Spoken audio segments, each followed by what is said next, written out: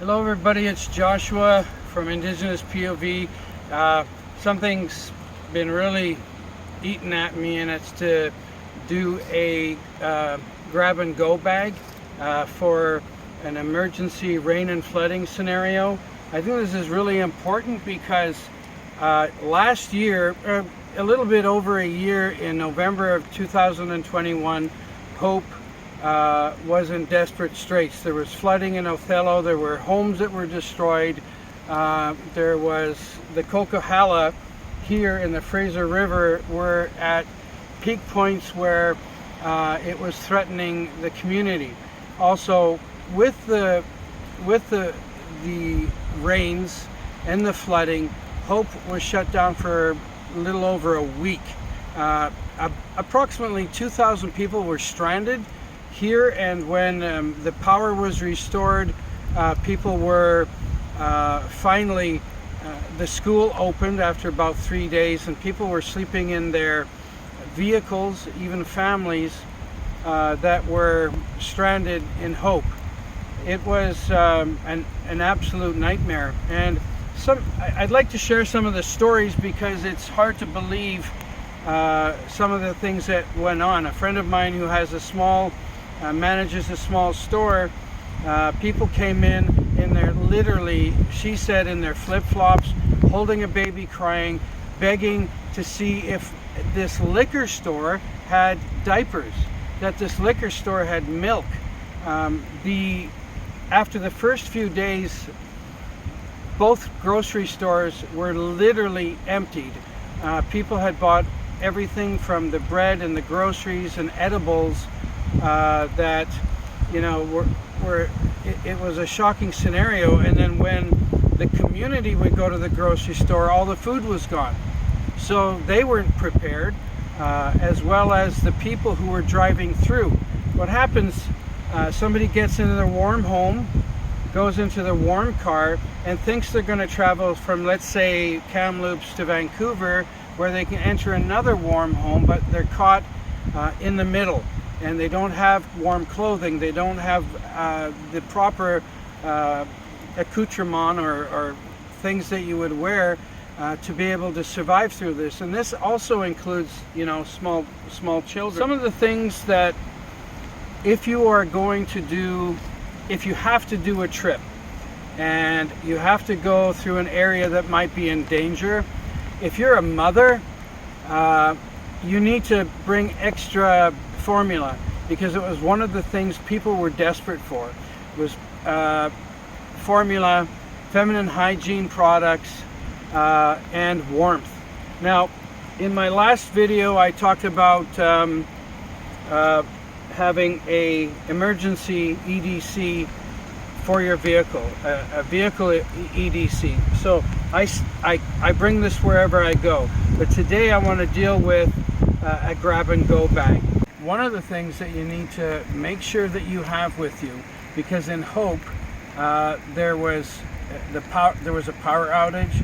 There were stores open with generators sometimes, but they could only deal with cash. Make sure, if you're traveling and the possibility of flooding and rain creates a problem, you need to carry cash. $200-300 worth of 20s in your pocket. Make sure you have money to be able to purchase things that you and your family might need.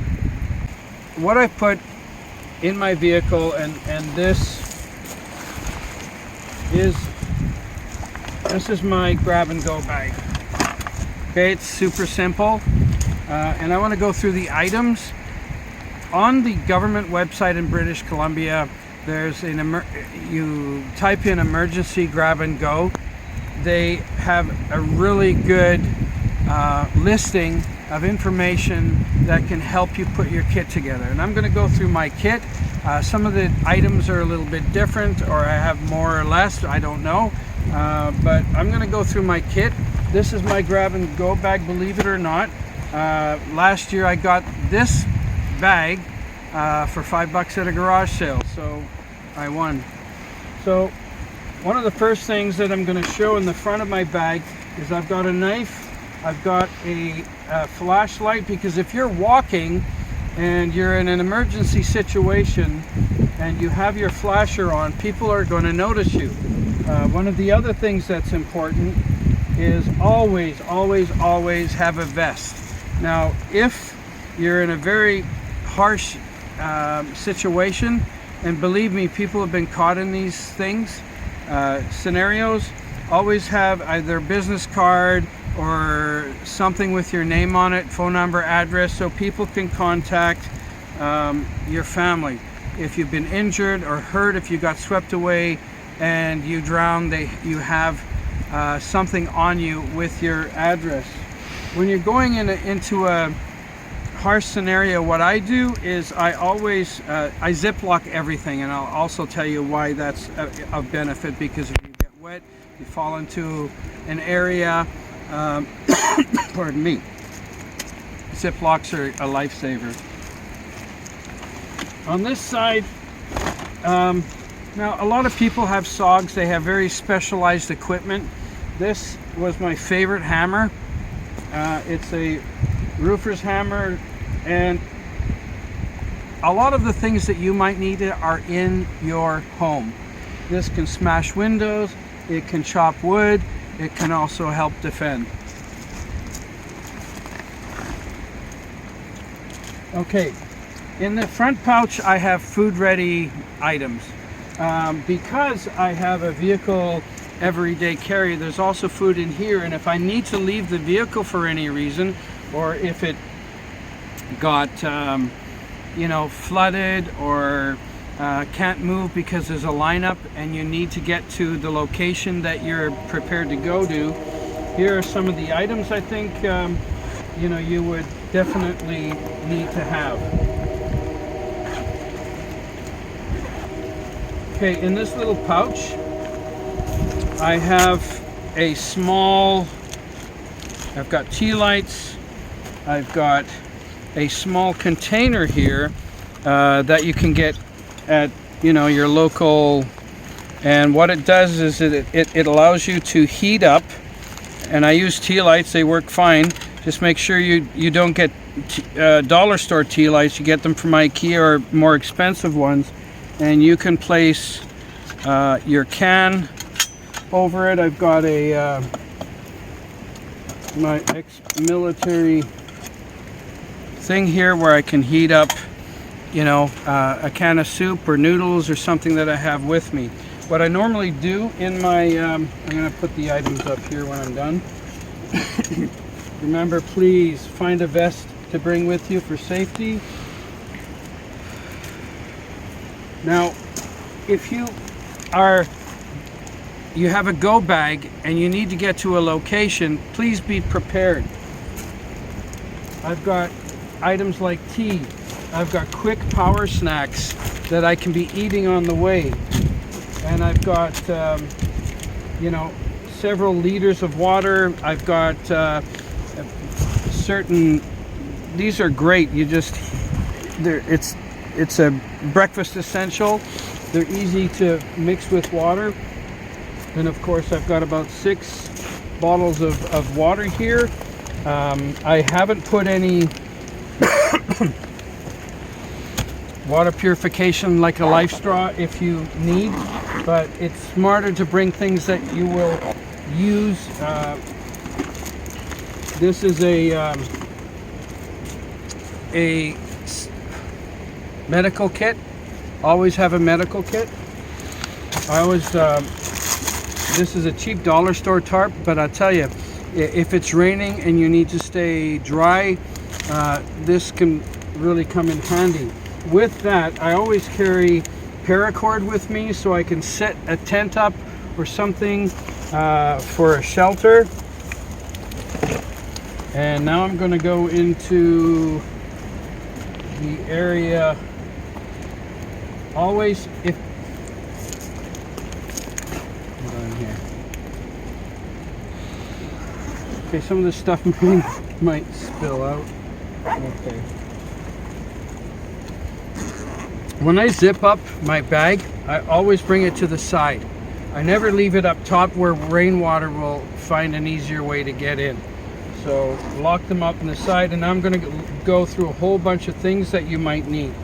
If I'm going from the Upper Fraser Valley into Vancouver, I have numbers, because if my cell phone stops, if there's no power and no cell service, and people, I am fortunate enough to find a home that has a landline, I have all my friends' numbers from here to Vancouver. So I have their phone numbers. If my phone doesn't work, or I lose it, or it gets waterlogged, I do have information. There's also the reason why I have cards, and I get to a location, or I need to put something on my windshield saying I'm okay, I am walking towards such and such, because the police will check things out if cars are abandoned, for instance, in an emergency scenario. I also carry a pen.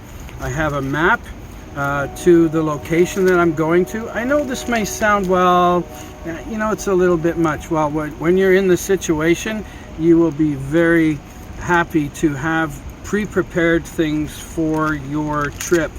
The trip being, if you have to go from one location to another, if you have to have an emergency evacuation and go to a local school or go to the next town where they have something prepared for people to come into, it's important to be prepared for those scenarios. So some of the things, other things in my bag is I've got a larger medical kit, I've got a smaller medical kit just with band-aids. I've got a set of gloves with also a strip that you can put on your wrists for visibility. I've got matches, okay? They're weatherproof matches and a lighter. Remember that when it's below, temperatures are below 4 or 5, your lighters won't work, okay, unless you keep them warm. Also, I thought this was going to be a nightmare. It's like 20 bucks. It's a crank, light, and radio. So if there's power outages, you're able to catch local stations via just an antenna, which can be handy. I always keep collapsed rolls of duct tape, because duct tape can be very helpful. Now, a whistle, in reality, you know, what do you use it for? Well, if you slide down a hill and are injured and people are up above, using a whistle will definitely get the attention of people that can come and save you. Believe me, it's a definite must to have a whistle. If you have meds, make sure you bring them with you. Make sure you've got an extra amount that you might have in your home, but that you already have ready in your go bag. When it rains really badly, make sure you have a hat or something that the rain will come off. The whole idea is to try and stay as dry as possible and to keep yourself warm. This is a walkie-talkie. It's just a GMRS FRS radio. I also personally have a ham radio that I use, and the frequency is 462.662. It's a frequency that our community uses to be able to listen on Channel 5 to people that are stranded or trying to get a hold of you. This is now the reason I pull this out, because it's acrylic. Try not to, if you're going on a journey, try to stay with things that are acrylic, polyestery, because water can rinse very easily off them. When cotton gets wet, it becomes a nightmare because it takes hours and hours to dry. So stick with acrylic if you can.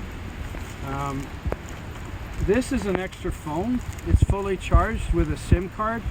If your phone gets waterlogged or if you lose it, you always can, I mean, this is just a flip phone, but it's got a SIM card that's activated so I can use it anytime I need. Flashlights are important. Okay, so you can see at night. Eyeglasses, I have an extra pair of eyeglasses because I can't see worth a darn if I don't have a pair on. Remember your personal hygiene. I mean, in a go bag is a toothpaste and a toothbrush.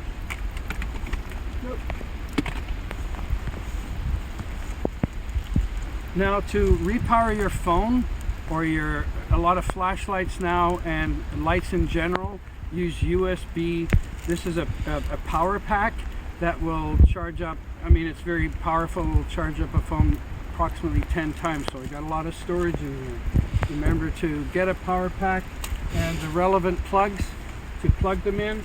One of the huge things in a rain and cold scenario is get these hot pockets or something like that. You can use them for your hands, for your feet, for areas to stay warm. This stays warm for like 18 hours, this one's a 5-hour one. We've got an 18-hour one in here as well. So they can come in very handy, especially for small children that are very, very cold, that they can, clutch them and keep warm. All right, wet wipes, very handy. Now I'm going to go through a little bit of the clothing that I have. This is not a camping trip. A go bag is to get, to grab and go and get to a location. So pre-prepare, even if it's in your mind, of places and friends that you have that you can knock on the door and say, look, we're in an emergency situation, take us in. And of course, they will. Now, I have here, and I'm not going to open it, but you'll catch the drift, this is a full rain gear pack. That means it's a top and bottom. If you just have a top and you're walking around, what happens when you have torrential rains, your boots and your legs become soaking wet, and you can also freeze, especially if it's freezing cold rain. The other thing is I have a full pack of clothing. I have wool socks and jeans and t-shirt and a sweater. So that's down in the bottom here. Now, why would I put it in plastic bags and wrap them? Why is everything encased? Well, you don't want to get it wet, but if you ever get swept away, this becomes a flotation device because everything is packed in plastic strong garbage bags, and it literally can save you if you have to jump into a river or in a situation. This can become your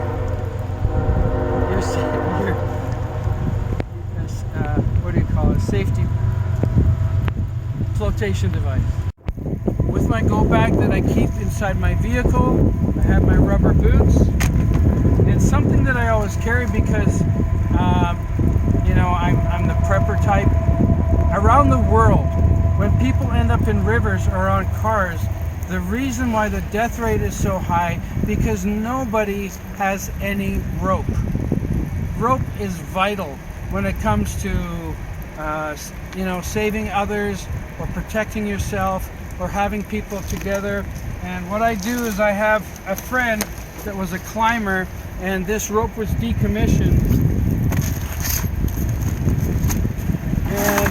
and so it's got a lot of attachments to it, and if somebody is in trouble, I can help. It's just the way I am. In many locations, and you see cars trying to drive through 2 feet of water, and then they either stall or through whatever miracle get through. If you are driving through an area and it's too deep for your engine and you stall, there's a few things I'd like to recommend outside of the rope that I have here to pull it out. Is if you have 2 people or yourself, there are ways to help pull your vehicle out. One of the big problems is people think pushing or pulling the vehicle from the front or back. There's something that that we've done for years in the towing business when I used to be a tow truck driver, is we would take out the entire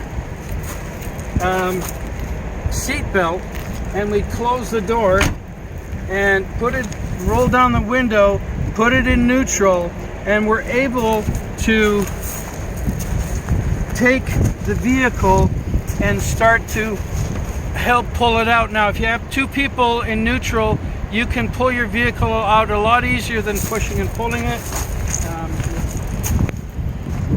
In this way, if you have your window down, the driver, if he needs to get around something, you've got a lot of leverage and you're able to move your steering wheel to be able to get out of a spot that, you know, your engine conked out, so you can go to safety.